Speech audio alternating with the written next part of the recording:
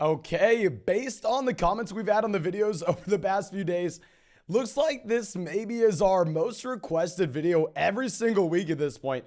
I mean, I kind of understand why. I try to title the video every single time "Idiot Gets Crushed" to let you know that I truly am an idiot, but this idiot is on a hot streak. When is the last time we had a losing week? Legitimate question.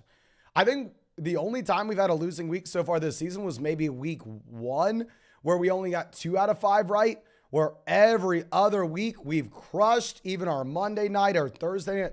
Okay, so we've been crushing. Of course, we'll give you our previous week recap as we always do. But before we get into anything, make sure you go down there, drop a like on the video, subscribe to the channel if you have not done so already. And also, if you want to check out any of these cool player props, you can find them on Underdog Fantasy. When you sign up for Underdog Fantasy with the link in the comment section, the link in the live chat, the link in the description, you can find it anywhere. They will match your first deposit dollar for dollar up to 100 with promo code FLOCK. And also, I know 99% of y'all are already playing on Underdog, but there are some people that think that they are not able to because it's not available in their state. I promise you, there are like 4 or 5 states not available and 99% chance available in your state. And also, if you are one of those people already drafting on Underdog with us, I highly recommend, it doesn't really affect me if you do it or not, but for you, I highly recommend you go get in a Battle Royale draft on Underdog this week. Now, y'all know, I mean, on Underdog, they have fantasy football drafts. They have these player props that we're going to be looking at. They have everything. Well, they have that weekly draft contest, the Battle Royale, that has a $250,000 prize pool. Go draft a team there, regardless of if you're that excited about it or not. Literally, just so you have access to the largest player prop in Underdog fantasy history. Literally, in Underdog history, the largest player prop, 100x boosted, available next week for anybody who decides to go and use promo code FLOCK on Underdog and gets into a week 7 Battle Royale draft. But I think that should be it. Let's go through. Let's dive into these props. First, let's recap what we did a week ago. So we had Travis Etienne, 36.5 rushing yards.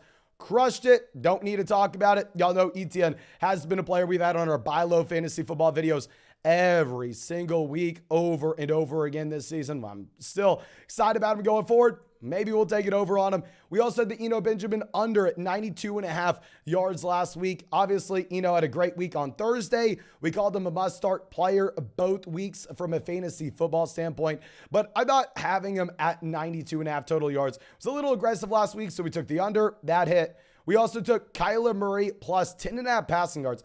I actually didn't even check this out. Let me go ahead. Let me see if we ended up hitting on this. I do not remember, obviously. I mean, we were tracking it on Sunday, but we have a lot of stuff happening since Sunday. Okay, so this hit as well. Yeah, Kyler Murray had more passing yards straight up than Geno Smith. Plus, we got the extra 10.5. We'll have another Rivals bet that I really like on this video later on, so we hit that one. We hit the Gabriel Davis under 4 receptions. We were saying he's a must-start guy in fantasy, given the big playability, but the volume's not there. So I think that he's a good player to have, given the big play boom potential, but 4 receptions seemed a little rich. We hit that one. The only one we missed, Isaiah McKenzie over 3.5 receptions. Now, McKenzie was a safe play as the slot wide receiver for the Bills in a game where they were going to have to throw the ball often. I mean, I thought that he was going to be someone that was the exact opposite of Gabriel Davis, where the targets were there, but he didn't have the big playability, so you didn't want him in fantasy football, but you wanted to take the over on the receptions. We got that one wrong, but starting up this week, we already have hit a strong one. You know, our Thursday night prop over 69.5 receiving yards for Hopkins. That hit. Now our new one, hook 'em horns. Let's go out there. You know, I graduated from the University of Texas, so we got to go through. We have to take some Texas Longhorns overs. Okay, just kidding. We're not doing that. But what we are going to do is we are going to put this first official one on the books. Najee Harris plus 17.5 rushing yards versus Raheem Mostert. So say Mostert has 60 rushing yards this week and Najee Harris only has 45. Well, this bet would win Najee Harris. You get plus 17 and a half here. I think that if you're looking at the usage of Chase Edmonds as of late, I mean, Edmonds is getting more involved in Miami, regardless of if you like it or not. I mean, Edmonds got benched a couple weeks back, given the drops. But no, if you look at the underlying snaps in Miami this past week, it looks like Edmonds is going back to being possibly a 50-50 back with Raheem Mostert. So I think Mostert is someone that's playing in a better offense. But if he is in a 50-50 running back by committee, even if I'm not a big Najee Harris fan, even if, as I say this, I already know we have haters going down there to the comment section and go, how dare you say he's not athletic? I mean, we've said it since the offseason. Najee Harris, not necessarily an athletic running back. If we look at his big play potential, if you look at his top-end athleticism, whether that was at Alabama or his rookie season, still, I think this is probably a pretty fair line to have. I mean, I'd be completely fine if we were going to get an extra 17 and a half yards. Going over to our next one, Jimmy G, under 33 and a half passing attempts with Jimmy Garoppolo here. This is a quarterback that should be very exciting with Christian McCaffrey coming in the long term. Yes, I want to hype up Jimmy Garoppolo. I truly want to. But at the same time, if we are going to be realistic here, if we go through and look at the recent pass we've had from Jimmy Garoppolo, now, yes, this is going to be a good game where they probably have to throw the ball, given the fact that you will have a decent amount of points scored by the Kansas City Chiefs, where, I mean, this game's actually only like a 3.5 point spread. So I think it's a little bit closer than some people want to assume. But regardless, if we go back, Jimmy Garoppolo's only hit over 33 and a half passing attempts one time this season. And last year, out of the 18 games that they played, including the playoffs, Jimmy Garoppolo got here a total of 4 times. So if we go through, if you extrapolate this out, there have been over 20 games played by Jimmy Garoppolo over the past 2 seasons where Jimmy G did not get to this mark. However, there are only 5 that he did. So, yes, you like the matchup. Yes, if he was ever going to do it, it would probably be in a contest like this. Still not a massive believer in it, though.